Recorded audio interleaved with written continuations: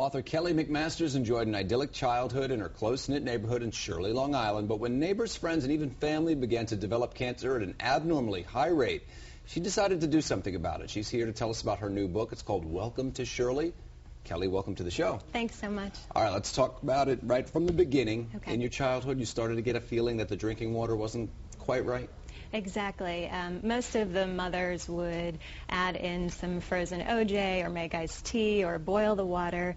It never quite smelled right or looked right, and so everybody knew about the Shirley Water. All right. How close were you to the Brookhaven National Lab, and what specifically went on in the gates during those years? Well, what's interesting is that most people who lived in Shirley at the time assumed that the Brookhaven Lab was mostly white coats, lab coats and test tubes. We didn't realize that it was a nuclear laboratory, and there were 3 reactors there, all for science, not for power, and all 3 leaked over the course of time between 1940 and the 2000s. So we really just didn't understand that behind these bucolic pine barrens there was this sort of lurking danger.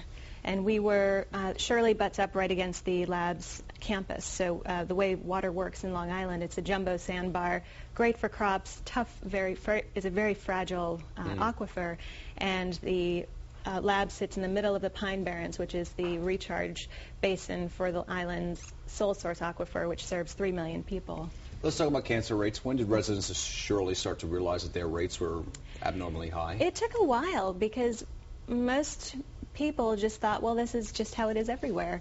And in the case of the childhood cancer cluster that I talk about in the book, it really took one father who looked around and when his daughter was sick, checked out the cancer rates in the nearby area, and it was a soft tissue cancer, very rare, about 4 in 1 million is the most conservative estimate, and it just nothing added up within the 15-mile radius. There were about 20. You talk about this rare type of cancer. Yeah. This is extremely rare, correct? And then Shirley had a truly abnormally high concentration of that one. Is that right? Yeah, there's a 15-mile radius around the lab, and which Shirley is a part of. And when he started mapping that out, that's when he started to get concerned.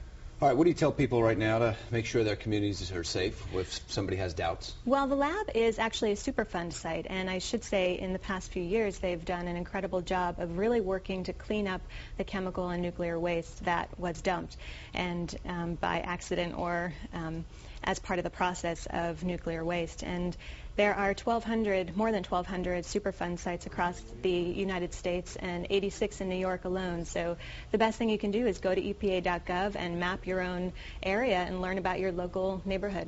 Excellent. Kelly, thank you so much. The book is called Welcome to Shirley. It's in stores now. And again, for more information, you can log on to our website, CW11.com/morning news. Folks, stay with us. We're going to send it over to Kanya.